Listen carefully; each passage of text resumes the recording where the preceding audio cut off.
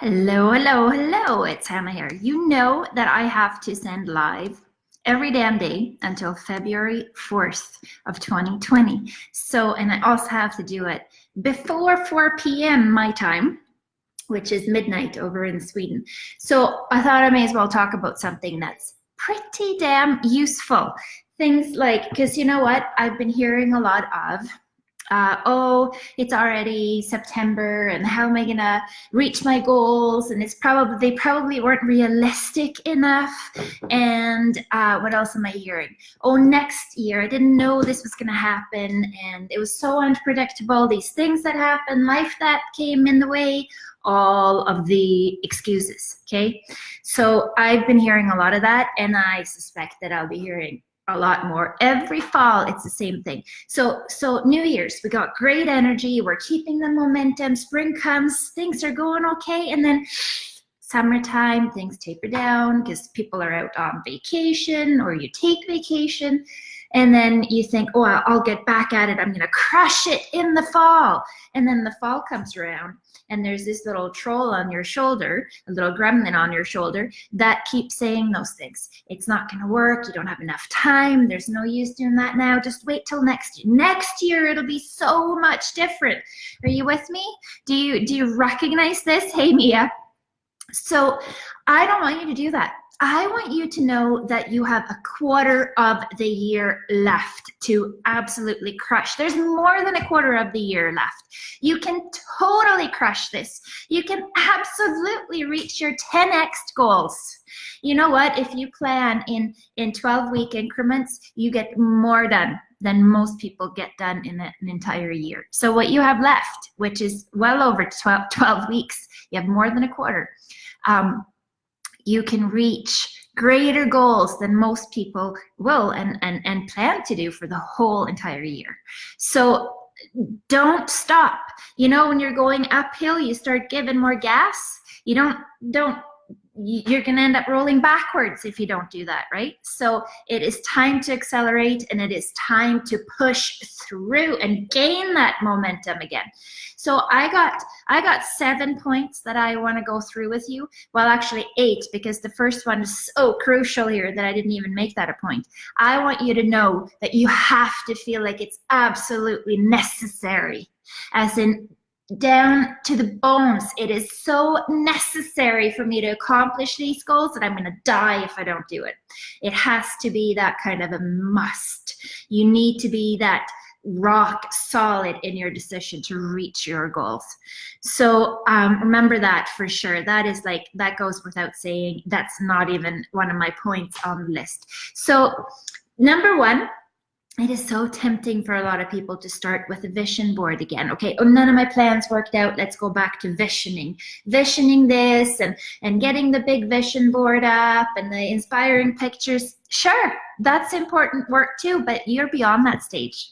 You need to do what super successful, mega successful entrepreneurs like Grant Cardone and many, many, many others are doing. And that is to absolutely religiously write in a dream book every damn day. That might sound airy-fairy and not concrete enough for a lot of people, but connecting with your dream, finding that passion within, that's kind of that same feeling of it's essential. I must do this. I have to get this done, because you know what's possible for you in these dreams. So you kind of connect this. It's worth it. It's worth getting up for. It's worth taking great care of myself just to accomplish these things.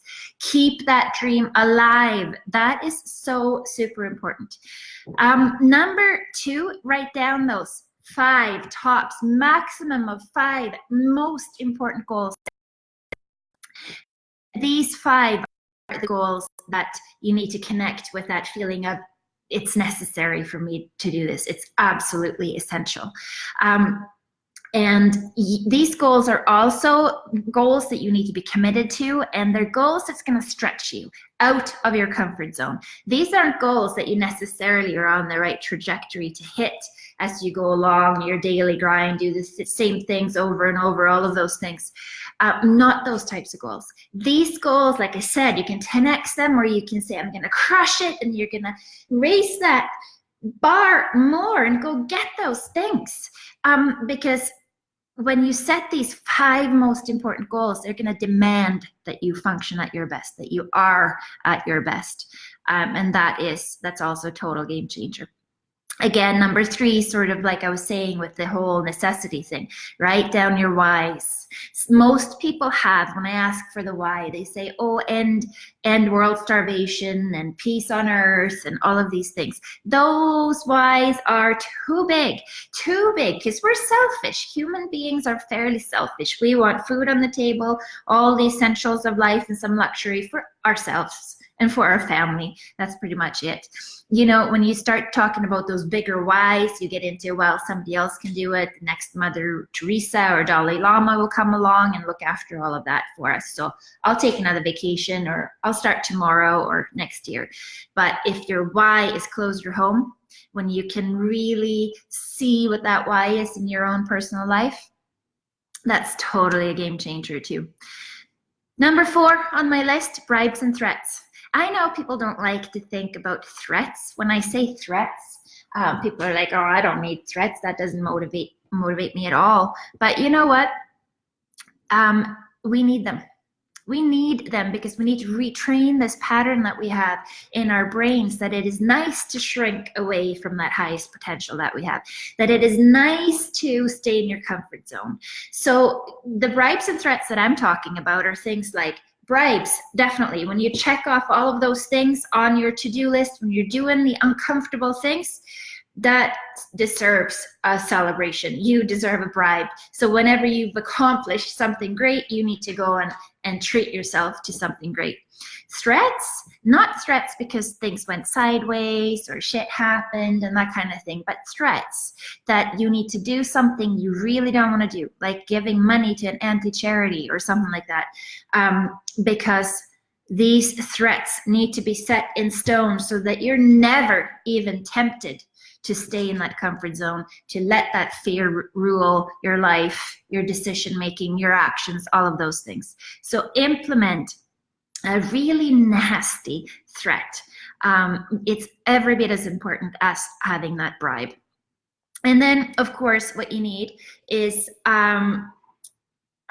that to plan for the day. Your daily plans and target need to be part of your morning routine. That goes without saying. And the to-dos, I'm anti SMART goals. I'm totally not into SMART goals at all. I think SMART goals are for sissies who always need to feel that great sense of accomplishment, the pat on the back, yes, I did it, I'm so good. They're always playing it safe. I want to push people out of that comfort zone. So that's why I'm not working with SMART goals at all.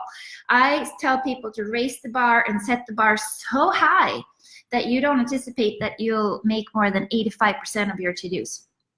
So that's a good benchmark for where you need to set the bar.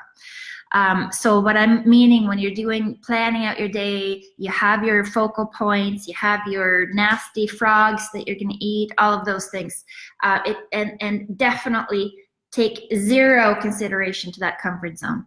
It's your highest potential that we're interested in. Remember that. Always remember that. And then, of course, you need the roadmap. That's granted. So you do need to hit some milestones along the way. You need to know where you're going and where you came from. And as much as I'm into the whole bribes and threats on a regular basis, it's really important to notice I got this far. I'm this far. If you don't do that, it's gonna seem like it never ends. You're never gonna get there. You're just gonna notice the daily grind. So really do look up from time to time to smell the roses. This is also a really, really important. Number 7, review on a weekly basis. Definitely use these reviews. We never know what's coming in front of us. We can only know what we've already experienced. That's the only thing we know for sure, what's already happened. So we need to look back and look at patterns that we have. Okay, so the food that I ate yesterday, I didn't sleep well, I was tired, I was grumpy, it probably wasn't good for my immune system. Don't eat those things again. And we only have that kind of clarity when we can observe what we're doing and things that, habits that we have that we need to tweak and change. So it's super important to stop and review, make that a part of your Sunday routine. to make sure that you are setting yourself up for success by doing the things over again that actually deliver the results, and just don't, just stop doing the shit that isn't. Easy peasy, simple, right? So I'm gonna bet that if you take this list and really, really make it yours, really, really implement these things, like, I'm not kidding, implement these things. And if you do that, you are not just gonna reach your 2019 goals, but you'll be off to such a good head start on 2020. These things are game changers. So go do it, because I know that you can, and you deserve that success. See you tomorrow.